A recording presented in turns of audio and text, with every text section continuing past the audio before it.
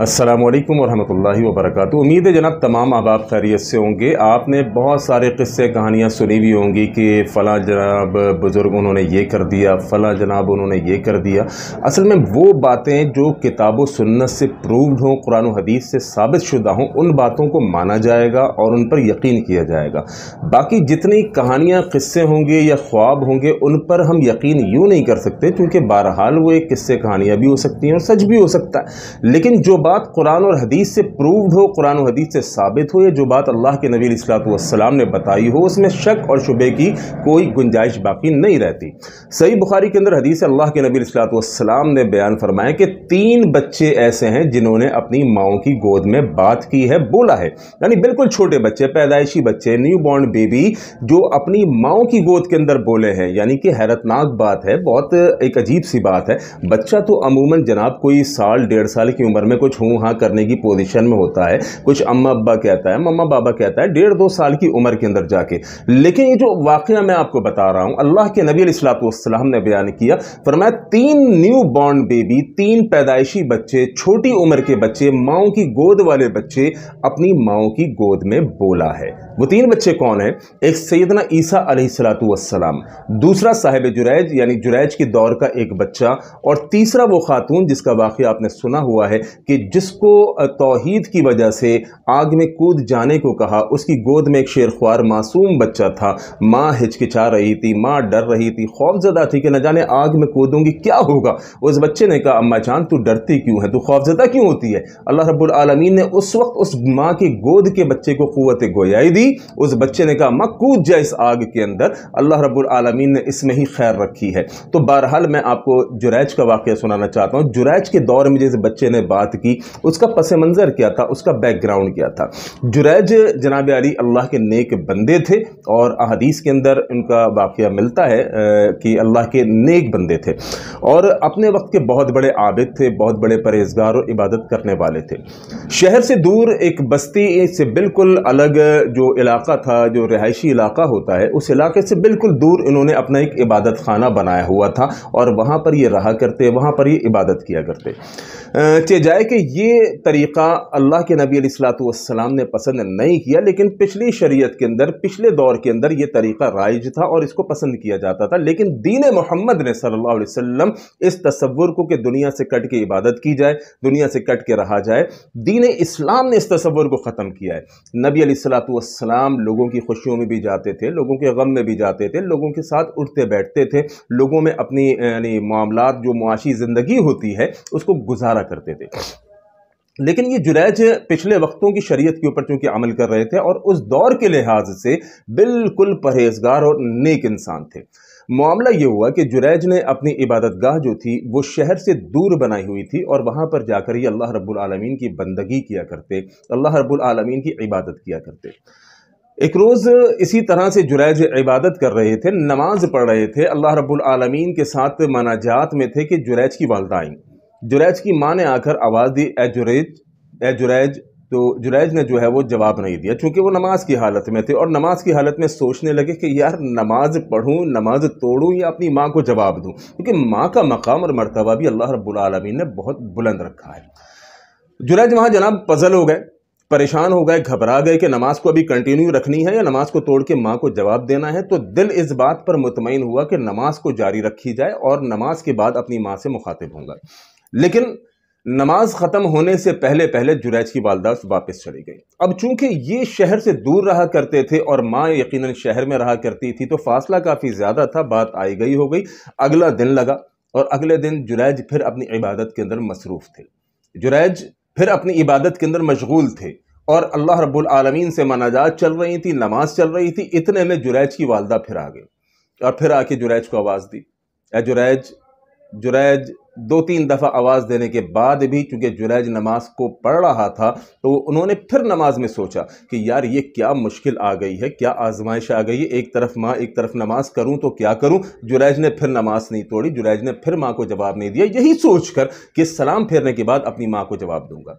लेकिन जब तक जुरैज ने सलाम फेरा, माँ रुखसत हो चुकी थी, माँ जा चुकी थी। अब जनाब अली तीसरा दिन लग गया और तीसरे दिन भी चूँकि जुरैज का तो मामूल था, उन्होंने شہر سے جو باہر کی زندگی کا انتخاب کیا تھا، خلوت کا، تنہائی کا، وہ کیا ہی اس لیے تھا کہ وہ اللہ رب العالمین کی بندگی کرتے رہیں، اللہ رب العالمین کی عبادت کرتے رہیں۔ لہذا تیسرے دن بھی جریج نماز کی حالت میں تھے کہ ماں پہنچ گئی اور ماں نے پھر آواز دی، یا جریج، اے جریج، لیکن جریج نماز کے اندر مشغول رہے۔ پھر وہی سوالات ان کے ذہن میں آتے رہے کہ یار نماز توڑوں یا ماں کو جواب دوں۔ آخر دل اسی پر مطمئن ہوا کہ نماز سے سلام پھیرنے کے بعد ماں کو جواب دوں گا۔ لیکن اس دن ماں جانے سے پہلے جریج کو ایک بد دعا دے کر چلی گئی، اور ماں کی بد دعا، اللہ اکبر، ماں یا باپ چونکہ دعا دیتے ہیں تو وہ دعائیں بھی اللہ رب العالمین قبول کرتا ہے، اور اسی طرح اگر ماں یا باپ اولاد کو بد دعا دے دیں تو بد دعا بھی بہت خطرناک ہوتی ہے، اور وہ بد دعا اللہ رب العالمین پھر اس بندے کو دنیا کے اندر اس کا اثر دکھاتا ہے۔ لہٰذا ایک بات تو اس میں سے نقطہ میں آپ کو یہ بتاؤں، ماں باپ کی بد دعا سے بچو، ماں باپ کی دعائیں لیں، ایسے کام کریں کہ آپ کے ماں باپ آپ کو دعائیں دیں، ماں باپ کی بد دعا سے بچیے۔ جریج کی والدہ نے اس دن غصے میں آ کر کہ کیا مذاق بنایا ہوا ہے، 3 دن سے کنٹینیو آ رہی ہوں، 3 دن سے لگاتار آ رہی ہوں، اور آتی ہوں یہ نماز پڑھ رہا ہوتا ہے، یہ عبادت کر رہا ہوتا ہے، میں اس کو آواز دیتی ہوں، اس کو پکارتی ہوں، یہ میری پکار پر جواب نہیں دیتا۔ 3 دن اس ماں کی برداشت ختم ہوئی اور جریج کی والدہ بد دعا دیتی ہوئی چلی گئیں کہ اللہ تجھے موت سے پہلے، اللہ تجھے مرنے سے پہلے کسی بدکار عورت کا منہ دکھائے۔ یہ بد دعا دے کے ماں چلی گئی۔ اب جناب عالی ہوا یہ کہ جریج کی شہرت بہت زیادہ تھی پورے علاقے کے اندر، لوگ معلوم تھا لوگوں کو کہ جریج بڑے عابد ہیں، بڑے نیک آدمی ہیں، بڑے زاہد پرہیزگار آدمی ہیں۔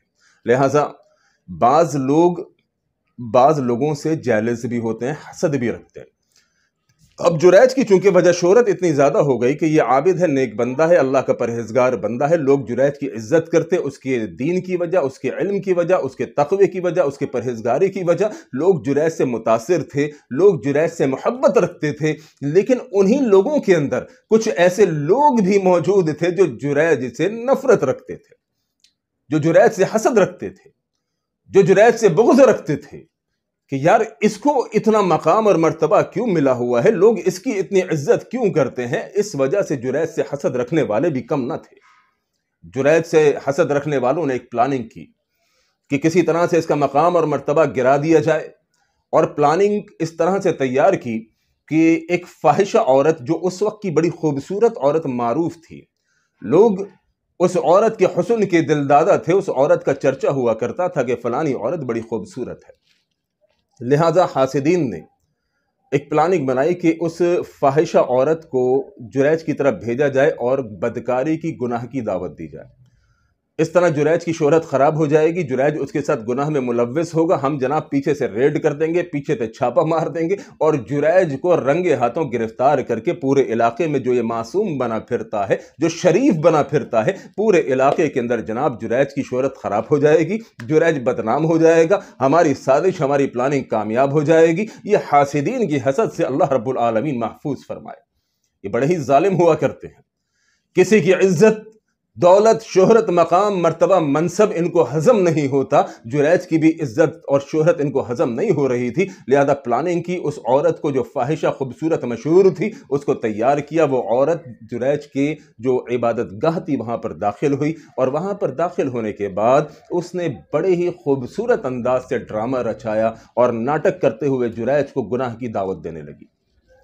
جریج جو اللہ کا نیک بندہ تھا، اس نے اپنے نفس کو قابو پایا، حالانکہ خوبصورت عورت سامنے موجود تھی، اس کے باوجود جریج نے کہا کہ مجھے اللہ سے ڈر لگتا ہے، مجھے اللہ رب العالمین کو جواب دینا ہے، مجھے مرنا ہے، مرنے کے بعد اللہ رب العالمین کی عدالت سجے گی، رب رحمان ایک ایک عمل کے بارے میں پوچھے گا، بھلے تنہائی ہے، اکیلا ہوں، خلوت ہے، کوئی دیکھنے والا نہیں، لیکن اللہ تو دیکھ رہا ہے۔ میں اس اللہ کے خوف سے، میں تجھ سے توبہ کرتا ہوں، تجھ سے پیچھے ہٹتا ہوں، اے بدکار عورت یہاں سے چلی جا۔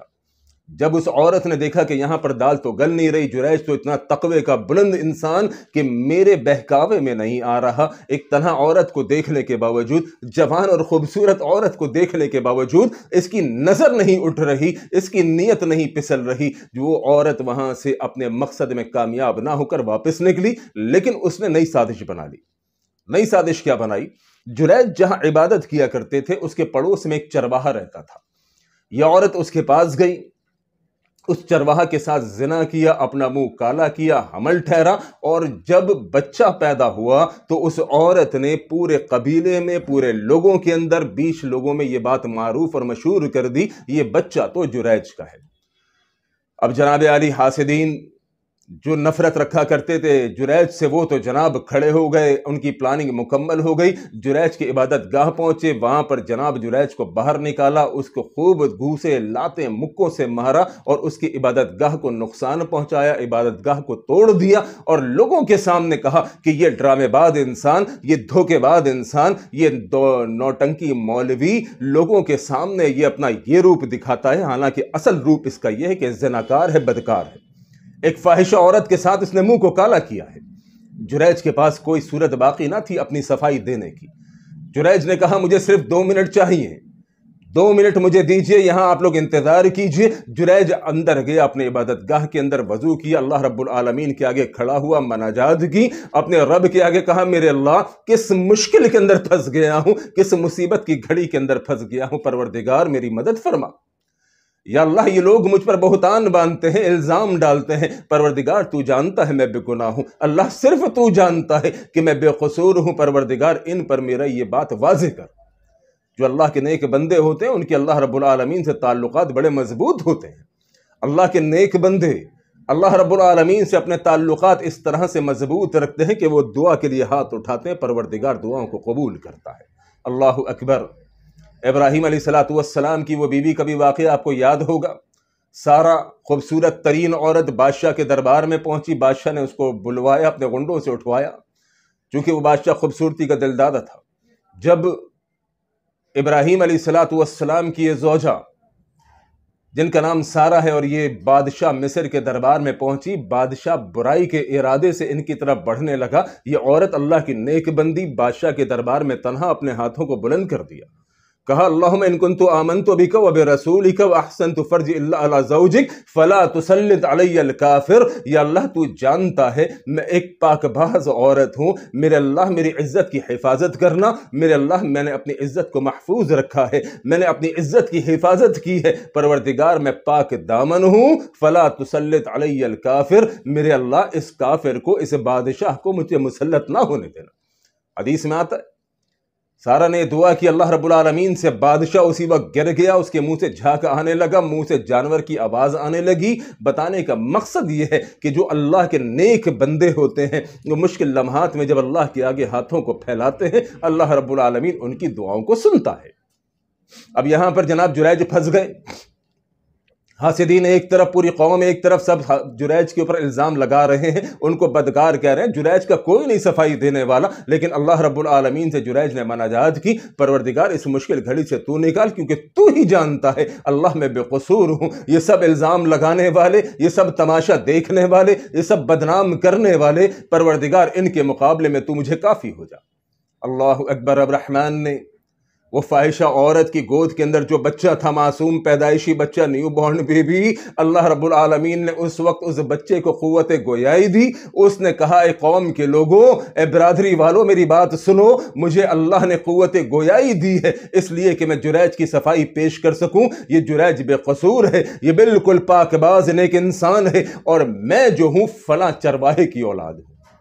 بستی والے وہیں پر گنگ ہو گئے، حاسدین ادھر ادھر منہ چھپانے لگے، دشمن جریج کے پریشان ہو گئے کہ یار یہ کیا ہوا، اس دھماکے کے لیے تو ہم تیار نہیں تھے، یہ کہاں سے بچہ بول پڑا۔ اللہ اکبر۔ یہ اللہ رب العالمین اپنے نیک بندوں پر انعامات کرتا ہے۔ لہذا یہ وہ 3 بچے ہیں جنہیں اللہ رب العالمین نے بچپن میں ماں کی گود کے اندر قوت گویائی دی، اور انہوں نے لوگوں سے بات چیت کی، انہوں نے اپنی زبان سے بات کر کے پوری دنیا کو حیرت میں ڈال دیا۔ ہاں ہمیں حیرت ہوتی ہے، لیکن تب حیرت ہوتی ہے جب وہ بات کتاب و سنت سے پروفڈ نہ ہو، کسی کی کہی ہوئی بات ہو کہ میں نے خواب دیکھا تھا، میرے ساتھ یہ ہوا تھا۔ نہیں نہیں نہیں، جو بات قرآن و حدیث سے پروفڈ ہوگی اس پر آنکھیں بند کر کے یقین کیا جائے گا۔ یہ بات اللہ کے نبی کی زبان سے نکلی ہوئی ہے کہ 3 بچے ایسے ہیں جنہیں اللہ رب العالمین نے ماں کی گود میں قوت گویائی دی۔ ان میں سے یہ جریج کا واقعہ میں نے آپ کے سامنے رکھا ہے۔ اللہ رب العالمین ہمیں دین پر، صحیح دین پر عمل کرنے کی توفیق عطا فرمائے۔ السلام علیکم ورحمۃ اللہ۔